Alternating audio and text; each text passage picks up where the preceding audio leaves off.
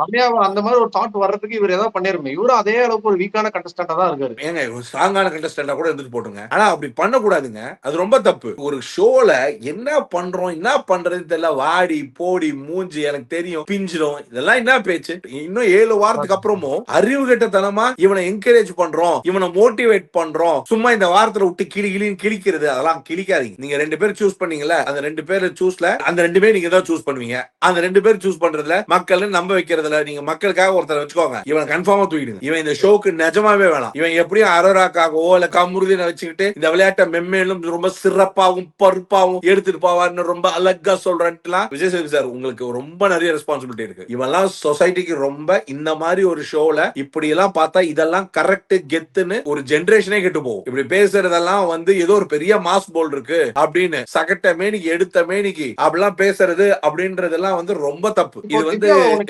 அந்த கான்வர்சேஷன் வரும்போது நான் வந்து அதாவது திவ்யாவும் பிரஜனும் பேசிட்டு இருக்கும்போது என்னை பத்தி நீ பேசக்கூடாது, என்னை பத்தி பேசக்கூடாதுன்னு சொல்லி இது ரொம்ப நாளாவே இந்த இந்த பிக் பாஸ் நடக்கிறது தான். அது ஒரு வீடு, அங்க இருக்கிற எல்லாருமே கண்டஸ்டன்ஸ், அங்க இருக்கிற யார் வேணா யார பத்தி வேணா பேசலாம் அப்படிங்கிற பேசிஸ்ல தான் அவங்க பேசினாங்க. அதுக்கும் அவங்கள பார்த்து ஏறிட்டு வந்தது, அந்த ஹேண்ட் ஜெஸ்டர் காமிச்சது, இப்படி கை காட்டுறதுக்கு மீனிங்கே வேற. சோ அந்த மாதிரி ஒண்ணு பண்ணது, இது எல்லாமே வந்து தடுத்து கேட்க வேண்டியது. ஆனா அவர் எப்படி ப்ரொடெக்ட் பண்ணாலும் அவர் காட்டும் போது அந்த கேமரால வரக்கூட இல்லை. திவ்யா பண்ணும்போது தான் நம்மளுக்கு தெரிஞ்சது அவர் என்ன கையில காமிச்சாருன்னு நம்மளுக்கு தெரியாது.